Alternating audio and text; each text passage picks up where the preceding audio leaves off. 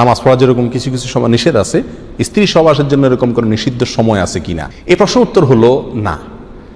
দুটি সময় নির্দিষ্ট করে বলা যায় যে এই সময়গুলোতে সহবাস করা জায়েজ নেই, হারাম। তার একটা হলো মাসিক যখন হয় তখন, এবং সন্তান হওয়ার পরে যে রক্ত যতদিন থাকে ততদিন, নেফাস হয় যতদিন, সেটা সে সময়। আরেকটা হলো যে ফরজ রোজা যদি রাখা হয় রমজান মাসে, তাহলে ওই রোজা অবস্থাতে।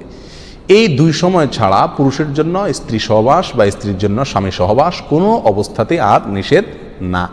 অনেকেই বলেন যে অমুক সময় সহবাস করা মাকরু, অমুক সময় সহবাস করা হারাম, অমুক সময় সহবাস করা ঠিক না। এগুলো সব মন গড়া কথাবার্তা, ভিত্তিহীন কথাবার্তা। এর সাথে ইসলামী শরিয়ার কোনো সম্পর্ক নাই।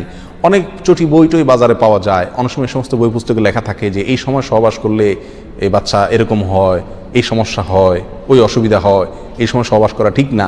এগুলো সবগুলা ভুয়া এবং ভিত্তিহীন কথাবার্তা।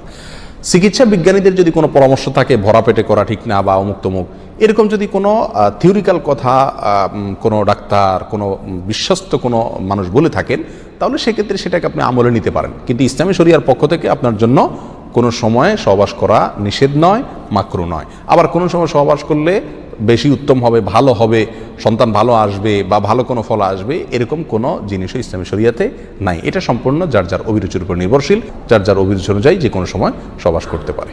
স্ত্রীর সাথে সহবাস ছাড়া অন্য কোনো উপায়ে বীর্যপাত করা যাবে কি না, যেমন স্ত্রীর হাতে স্পর্শে, জি আপনি বা বিভিন্ন ভাঁজে আপনি করতে পারবেন, কোনো সমস্যা নেই। শুধুমাত্র পায়ুপথ ছাড়া আপনি শরীরের ভাঁজে, বিভিন্ন ভাঁজে অথবা হাতের স্পর্শে আপনি বীর্যপাত করতে পারবেন। বিশেষ করে আপনার শরীরের বিভিন্ন ভাঁজে আপনি বীর্যপাত করার বিষয়টি হাদিস দ্বারা প্রমাণিত, আমাদের আয়েশা রাদিয়াল্লাহু আনহা বর্ণিত হাদিস দ্বারা প্রমাণিত, বিধায় এটা আপনার জন্য জায়েজ রয়েছে। আর যেটাকে হস্তমৈথুন বলা হয়, সেটি একান্ত প্রয়োজন না হলে স্ত্রীর হাত ব্যবহার করেও সেটি করা অনুচিত।